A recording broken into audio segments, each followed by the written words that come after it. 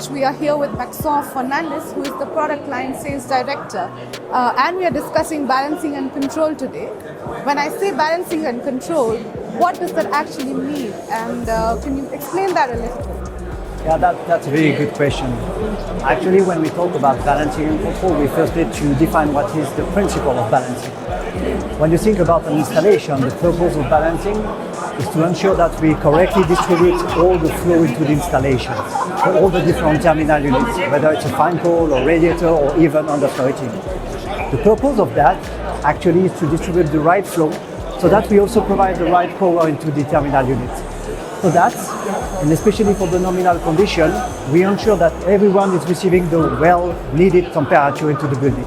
We do not want to see any diversification in terms of temperature. We want to uniformize the temperature into the building, and this is the purpose of balancing.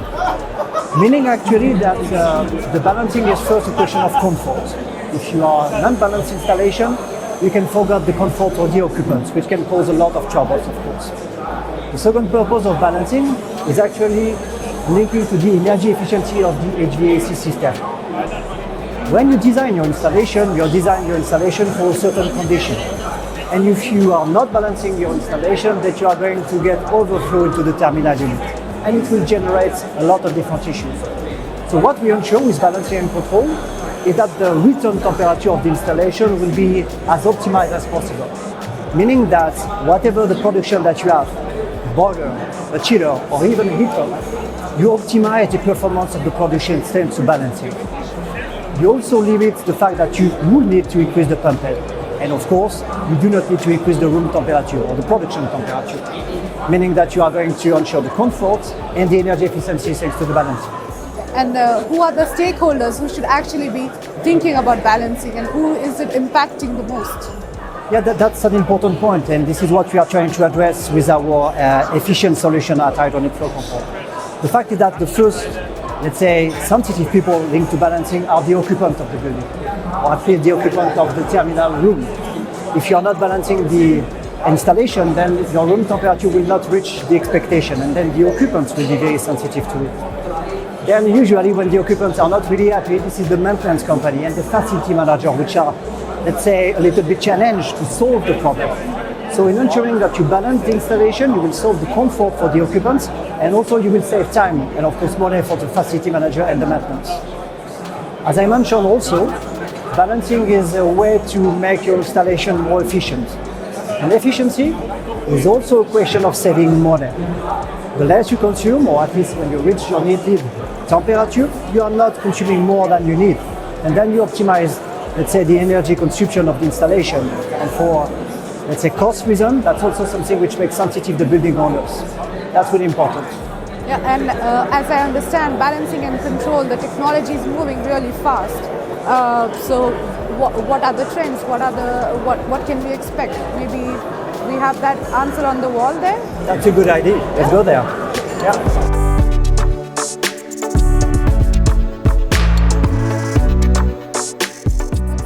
Just discussing the new trends in balancing and control. Do you want to get right into it? Yeah, actually, what we are trying to do at Hydronic Flow Control is to make sure that we address the right issue by the right solution. The fact is that in balancing and control, these last decades, let's say the technical trend changed quite a lot. In the past decades, we were, let's say, using static balancing valves so that we are going to distribute the same flow rate everywhere into the installation, because we were more playing, let's say, with the room temperature or the flow temperature to provide a dedicated power to the installation. Then year after year, we introduced variable flow installation principle. Variable flow installation is actually coming from the fact that we use two-port valve or thermostatic head into the terminal units. And this actually generates quite a lot of issues. When you do static balancing and control, you do it for the static condition. Once you start to introduce some variable control valve, like the two-port valve or the thermostatic head, then all your calculation is, let's say, finished. You just have to rethink your balancing day after day, minute after minute, because of the variable flow installation, to manage this, let's say, variable pressure installation. That is why these last decades, we passed from the static balancing to what we name the dynamic balancing. And to support that, there were quite a lot of new innovation in the market, supported by Hydronic Flow Control, of course, which we are merging the balancing and the control function, and that independently from the pressure variation. What is really good is that we were able to develop at Hydraulic Flow Control this solution, whatever the application, for the large units, also for the terminal units like the radiators.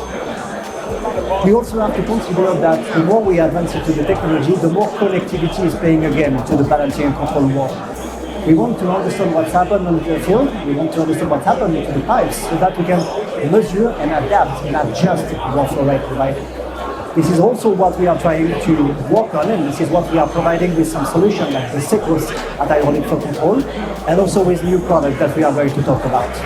Yeah. Do you want to talk about the new product that Albus HFC is developing to address, the new trends in balancing and control, and especially the pain points? Yeah, that's a real good point to think about the pain point of our customers.